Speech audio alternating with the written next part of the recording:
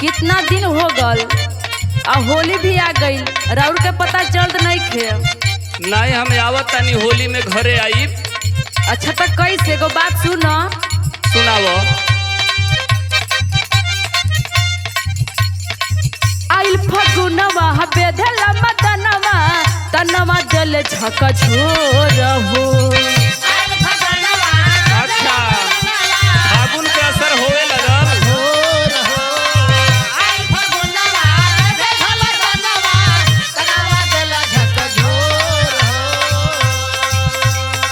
फगुरी बयरिया में सगरी शरीरिया मोहतल पूरे पूर हो।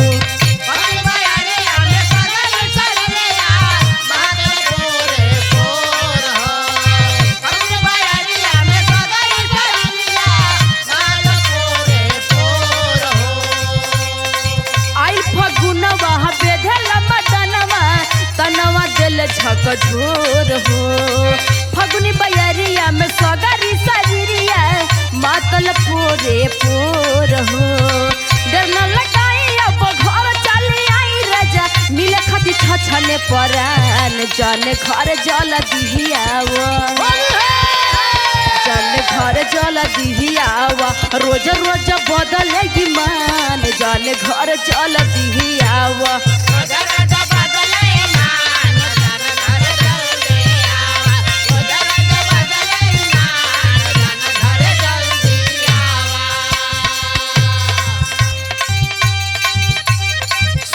घरे आवतानी घबरा मत। अच्छा सुना। ए हो मोरे धनिया बिगड़े न पनिया बतिया के हमर लमान हो।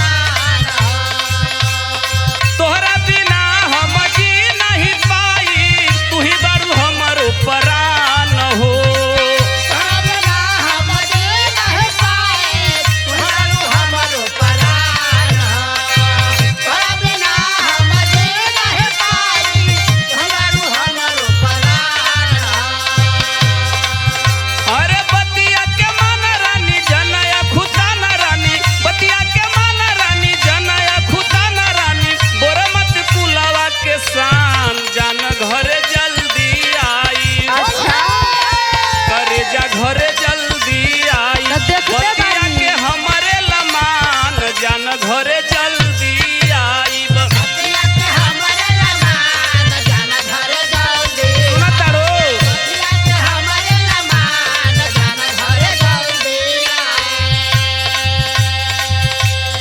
ये बात बा जोहत जोहत घोरल रंग पूरा बाल्टी में के करिया हो जात बा। अरे ना ना करिया ना होई।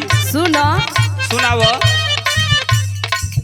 रंग बाल्टी में घोरली राजा तोहरा के जोहली बस तोहर पे डाल इहे मनवा में सोचली मन नहीं मनवा तड़प परनवा देवर मचावे तूफान जन घर चल दिहियावा जन घर चल दिहियावा रोज रोज बदले ईमान जन घर चल दिहियावा।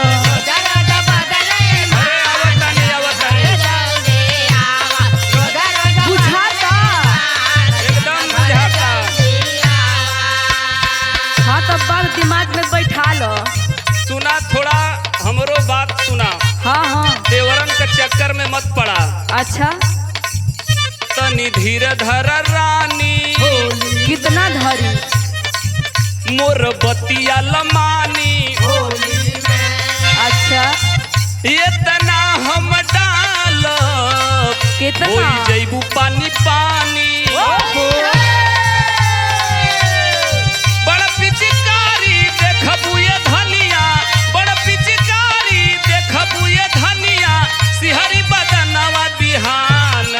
घरे जल्दी अच्छा आई अच्छा करे जा घरे जल्दी आई बतिया के हमरे लमान जान घरे जल्दी आई बतिया के हमरे लमान जान घरे जल्दी आए बतिया के हमरे लमान जान घरे जल्दी आए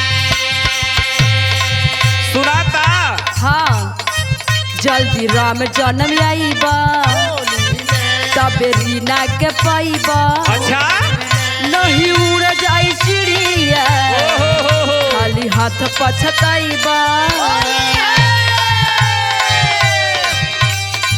सो हमारी बहोलिया मनाई बस कुमार करी है निदान जान घरे जल्दी अच्छा आई देखो तानी जान घरे जल्दी आई आलू। बतिया के हमरे लमान जान घरे जल्दी आई बतिया के हमरे लमान जान घरे जल्दी आए बतिया के हमरे लमान जान घरे जल्दी आए रोले रोले बदले ईमान जान घरे जल्दी आए रोज रोज बदले ईमान जान घर जल्दी आवा बतिया के हमरे लमान जान घरे जल्दी आई रोज रोज बदले ईमान जान घर जल्दी आवा बतिया के हमरे लमान जान घरे जल्दी आई रोज रोज बदले ईमान जान घर जल्दी आवा